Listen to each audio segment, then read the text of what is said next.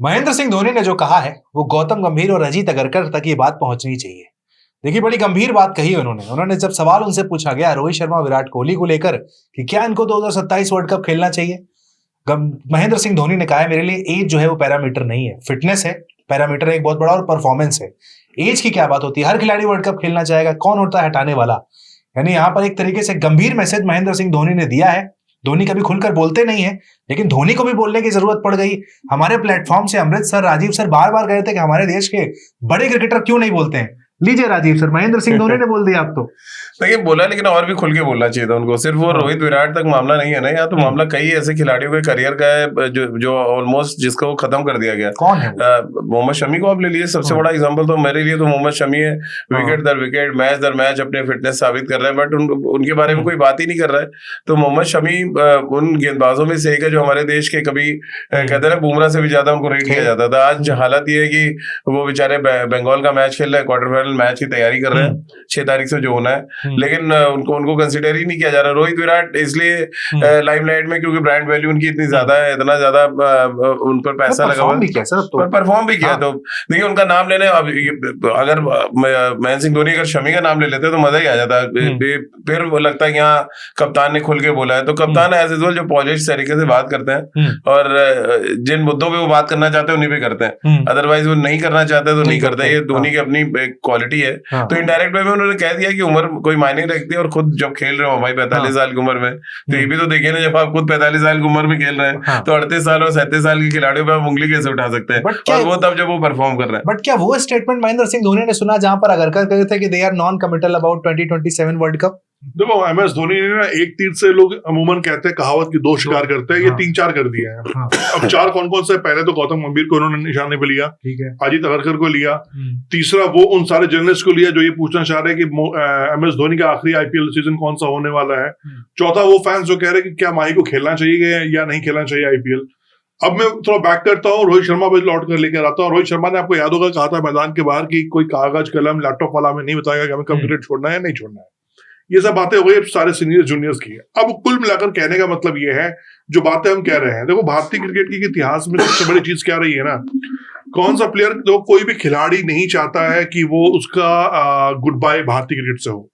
इतिहास के पन्ने को अगर पलटो, राजू भाई हमसे बहुत पहले क्रिकेट कवर करना शुरू किए हुए हैं, किसी का नाम लो, मुझे एक खिलाड़ी का नाम बता दो जिसने अपनी सलीके से अपने तरीके से क्रिकेट छोड़ा है। लोग कहेंगे सचिन तेंदुलकर ने भी भाई उनसे बातचीत की गई है, उनको बताया गया कि भैया आपको हम कंसिडर नहीं करना चाह रहे हैं, आप भारतीय क्रिकेट के बहुत सुरमा खिलाड़ी हैं, आपके लिए हम मैच आयोजित करना चाह रहे हैं, आप डिसाइड कीजिए। तेंदुलकर बहुत स्मार्ट प्लेयर थे, तेंदुलकर ने कहा कि ठीक है भैया मुझे ये सीरीज दे दीजिए, मैं रेडी हूँ छोड़ने के लिए। ठीक है। उसके बाद आप किसी का भी नाम लेके बताओ मुझे, चाहे वो विराट कोहली हो, MS धोनी हो, सौरव गांगुली हो, अनिल कुंबले जैसे खिलाड़ियों को एक फेयरवेल मिला, लेकिन बाकी अदर्स फॉर्मेट से नहीं मिला। तो इस बहस में जाना कि 45, 44, 41 एज फैक्ट क्या होना चाहिए, बट लेकिन मेरा ये मानना है कि भारतीय क्रिकेट में अगर आप एज फैक्टर नहीं रखेंगे तो फिर तो भैया यंग ब्रिगेड आएंगे, टीम में आएंगे कैसे? फिर तो अगर आप 44, 45 की बात कर रहे हैं तो आज भी टीम फिर ओडीआई क्रिकेट में राहुल द्रविड़ भी खेलते रहते हैं, VVS लक्ष्मण भी खेलते रहेंगे, पुजारा भी खेलते रहेंगे। बात MS ने जो सिंपल कही है और निशाने पे लिया टारगेट को कि आने वाला वर्ल्ड कप 2027 है। 2027 वर्ल्ड कप को लेकर सवाल किया गया था उनसे कि वर्ल्ड कप में कौन खेलना चाहता है, कौन नहीं खेलना चाहता है। बिल्कुल उन्होंने उस समय ये वाजिब बोला है बात जो बोली है रोहित शर्मा और विराट कोहली को लेकर। यही सारी बातें गंभीर क्यों नहीं बोलते हैं? गंभीर से मुझे याद है 4 से 5 इंटरव्यू जब भी हुए गंभीर से, गंभीर कह रहे हैं 26 वर्ल्ड कप में 27 की बात क्यों कर रहे हो, 27 की बात क्यों कर रहे हो? नहीं, धोनी ने बड़ा अच्छा स्टेटमेंट दिया, जो एक लाइन हम लोग मिस कर रहे हैं। उनका ये कह रहा है कि उम्र नहीं, मेरे लिए तो फिटनेस ज्यादा इंपॉर्टेंट है। अगर 40 साल की उम्र में आप फिट है और आप परफॉर्म कर रहे हैं तो आप टीम में रहिए, अदरवाइज आप बाहर जाइए। सीधा उन्होंने कहा कि आप बाहर चले जाइए। तो 42 साल में मेडिसन जो है इटली के जो कैप्टन है वो भी खेल रहे हैं, देखिए T20 वर्ल्ड कप। तो जब एक दूसरे देश के जॉन ट्राइकॉस, मुझे याद है 44 साल में उन्होंने खेला था जिम्बाब्वे के लिए वर्ल्ड कप। तो फिटनेस, वो निश्चित रूप से फिटनेस से एक बड़ा जो इशू है है वो तो है ही है, उनका ये भी कहना था ना 20 साल का बंदा है और वो फिट नहीं है, वो टीम के लिए कंट्रीब्यूट नहीं कर रहा, हम कैसे उसको खिला ले। बिल्कुल। तो मेरे लिए तो वो ज्यादा इंपॉर्टेंट है जो 40 साल का बंदा है और फिट है और टीम के लिए कंट्रीब्यूट कर रहा है। तो देखिए अमृत भाई का कहना अपनी जगह अब बिल्कुल सही है कि आप यंगस्टर को चांस कैसे देंगे, लेकिन मुद्दा ये है कि वो यंगस्टर क्या उस कैलिबर तक, उस मापदंड तक आपके पहुंच रहे हैं जहां से आप उसको वर्ल्ड कप खिलाने की सोच। एग्जाम्पल में बात कर लेते हैं ना, चलिए आप जो यंगस्टर और एक्सपीरियंस खिलाड़ी की बात कर रहे हैं, शमी गए तभी हर्षित राणा आए ना।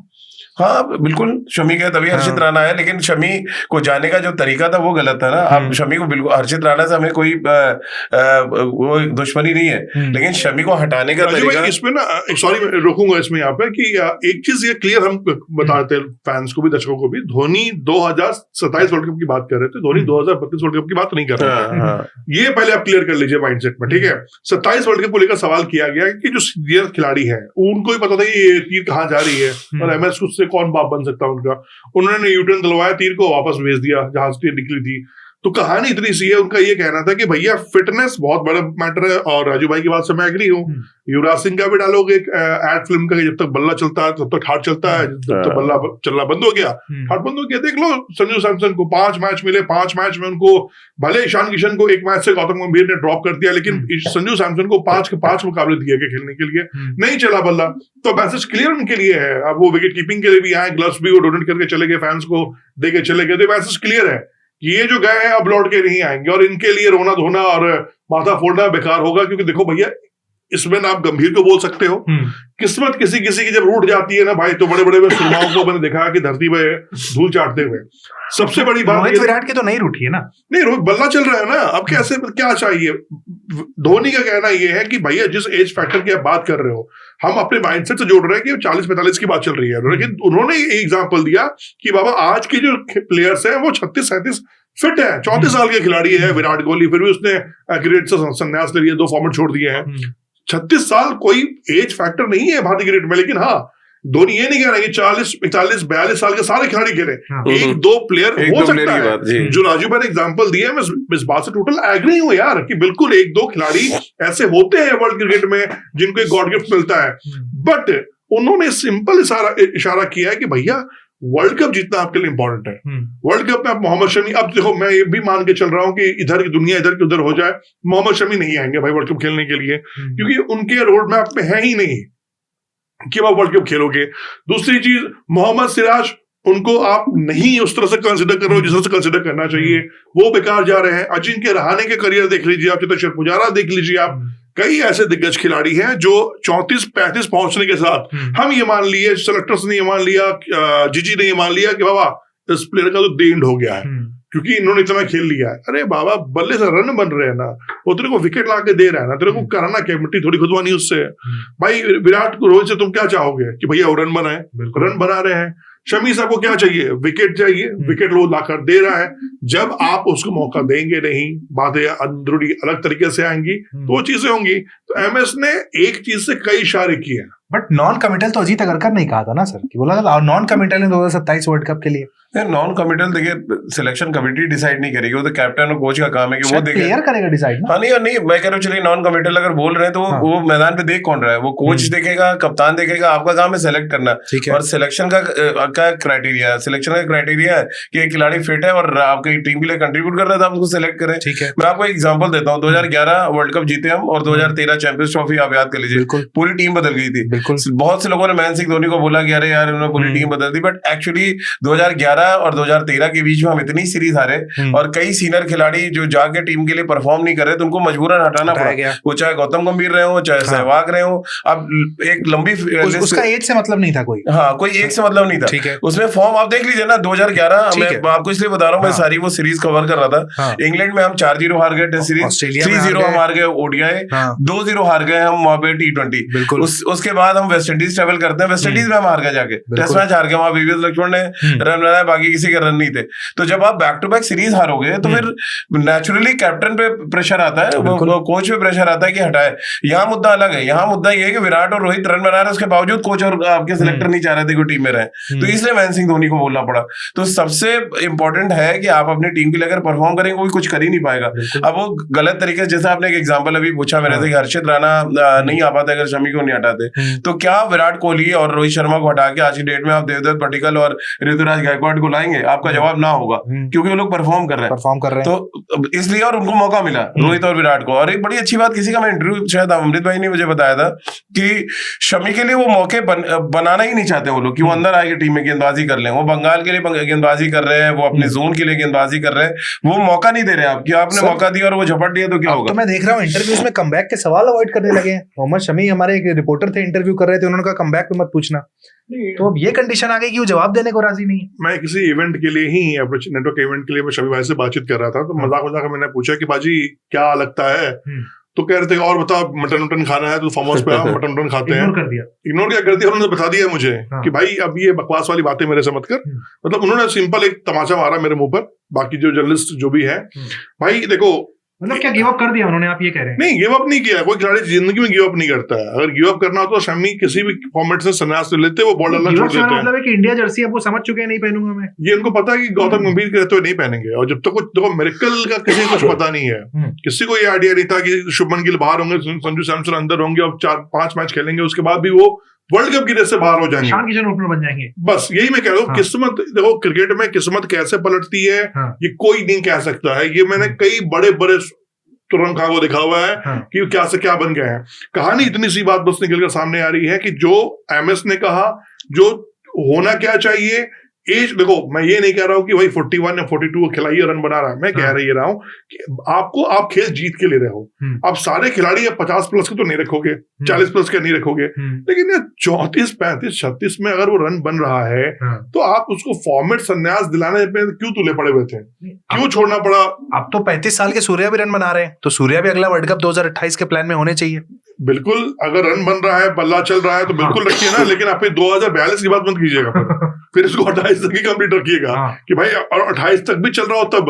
अब ये तो नहीं है ना संजू सैमसन बहुत महान खिलाड़ी है, वर्ल्ड कप में खेलेंगे, नहीं खेलेंगे भाई उससे पहले 10 मैच मिले। आपके लिए मैंने क्या कहा था जब हम न्यूजीलैंड सीरीज से पहले प्रीव्यू कर रहे थे, तो मैंने कहा था ना आपसे कि अगर हम ये सीरीज हो या T20 वर्ल्ड कप तभी जीतेंगे जब हमारे ओपनर रन बनाएंगे, कैप्टन बनाएंगे। और कप्तान का तो कप्तान अहम रोल है यार, कप्तान। बट लेकिन सर संजू के फैंस इस बात को एक्सेप्ट नहीं कर पा रहे हैं, कह रहे हैं कि आपके कप्तान के 1.5 साल खराब हो गए, आप एक सीरीज के आधार पर संजू को जज कर रहे हैं। नहीं, संजू को एटलीस्ट आज का वार्म अप मैच तो मिलना चाहिए। एक बस उसके जवाब में दे दूं पहले। देखो यार, एक बात समझो, संजू सैमसन उसी दिन हार गए थे जिस दिन उन्होंने ग्राउंड पर टीवी पे आके बोला था कि आई एम मोहनलाल।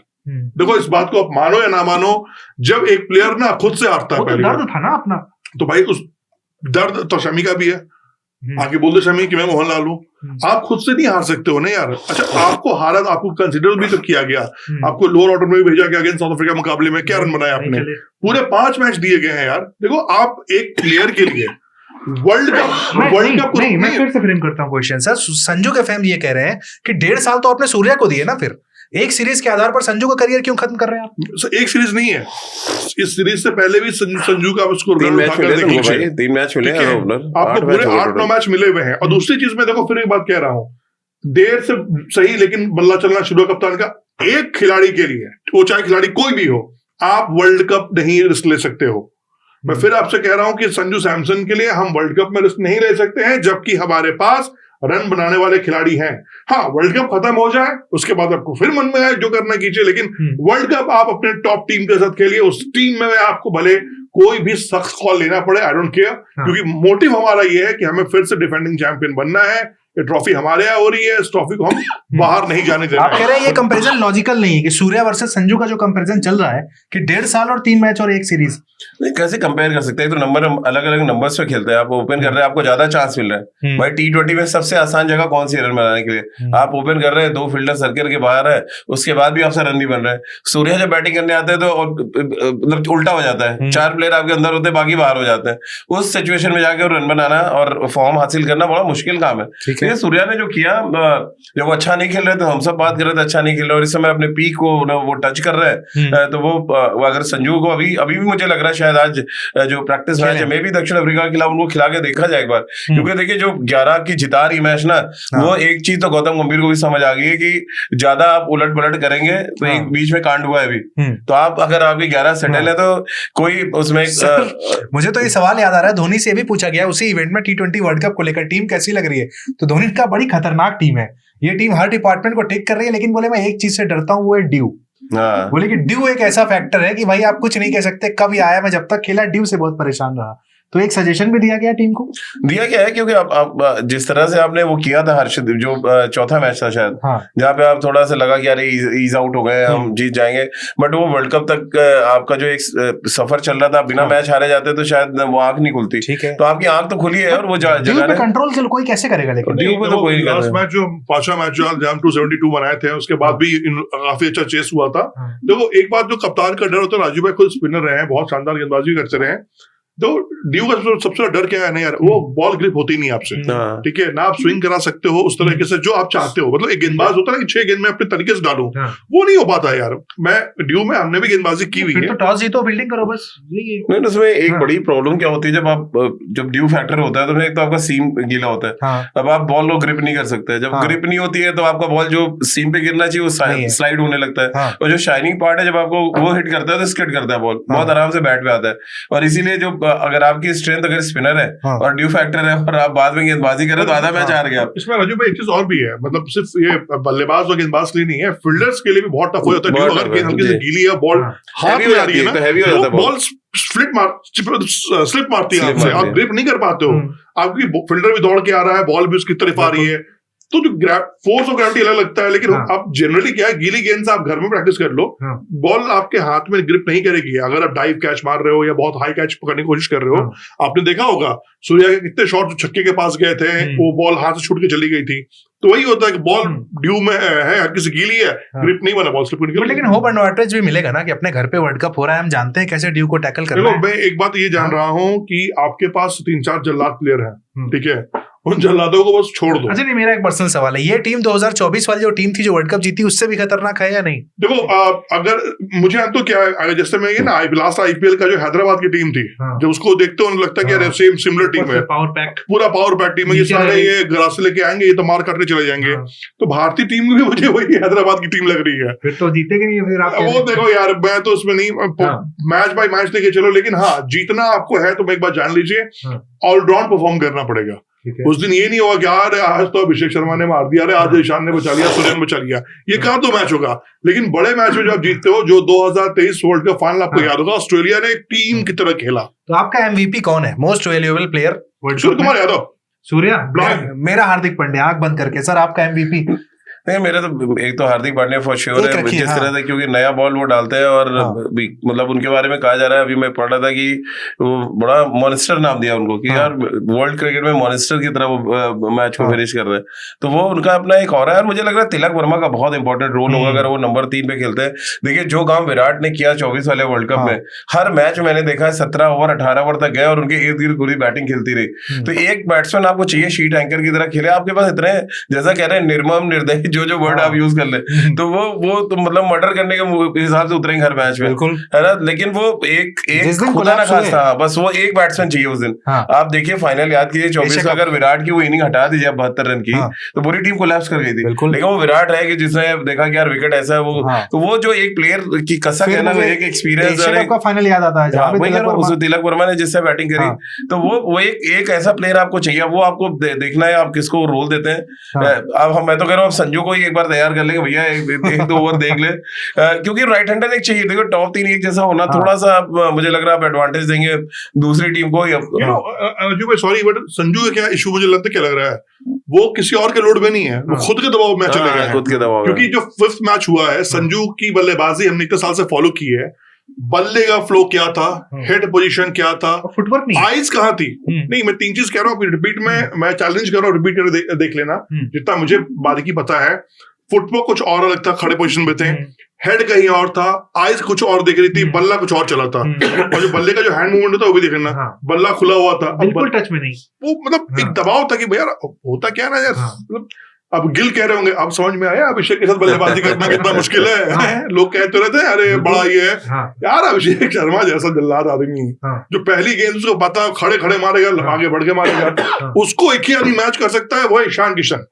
अभिषेक शर्मा के जो संजू थोड़ा थम जाए, हाँ, संजू क्यों अभिषेक बनने चले जाते होता हैं? है दिक्कत क्या, ये तो सवाल गिल से पूछ लेते हैं। हाँ, होता क्या है ना कि भाई जब आप जिस माहौल में खेल रहे होते हो, हाँ। पहली गेंद पर चौका लग रहा, मैं छक्का मारूंगा। मार रहा है, हाँ, तो सामने से अपने लगता है अरे यार अच्छा बड़ा इजी मार दिया इसने तो, हाँ, क्योंकि वो देखने में आपको इजी लग रहा है कि उसने एक बॉल बहुत इजिली पिक कर ली। हाँ, वही चीज आप करने जाते हो, अरे हाँ, सेम लेंथ की बॉल आ गई, आप चला दिए।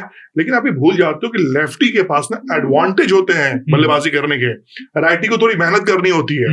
यही लेफ्टी बॉलर है, जो लेफ्टी अगर फास्ट बॉलर है तो उसको ऑटोमेटिकली स्विंग मिलता है, बिल्कुल। वो ऑटोमेटिकली लेग कटर मार सकता है, उसको कुछ करने की जरूरत नहीं है। लेकिन राइटी को थोड़ा बनाना पड़ेगा, अपने आप ग्रिप बनाकर डालना पड़ता है। तो कहानी इतनी सी ये है कि भैया अभिषेक शर्मा ने 2 बल्लेबाज खराब किए हैं, एक शुभमन गिल और एक संजू सैमसन। इन दोनों की गलती नहीं है, मैं फिर कह रहा हूं, अगर इन दोनों को आज बाहर है तो वो अभिषेक शर्मा के कारण ईशान को तो नहीं करेंगे? नहीं नहीं नहीं ए भाई वो खतरा ईशान पे तो नहीं आ गया? ना भाई वो बहुत, तो मतलब वो कहते हैं ना कि रगड़ के ऊपर तक पहुंचा हुआ लड़का है। हाँ। उसको ही पता है कि वो कहा, अब ईशान खेलने का क्या तरीका है ना, वो गेंद देख लो कहाँ के मार रहा है वो। हाँ, मतलब टप्पा खा के गेंद पिच से बाहर निकल रही है, सीधा उसको बाहर। लखेत के मार रहा है हाँ। ऊपर से।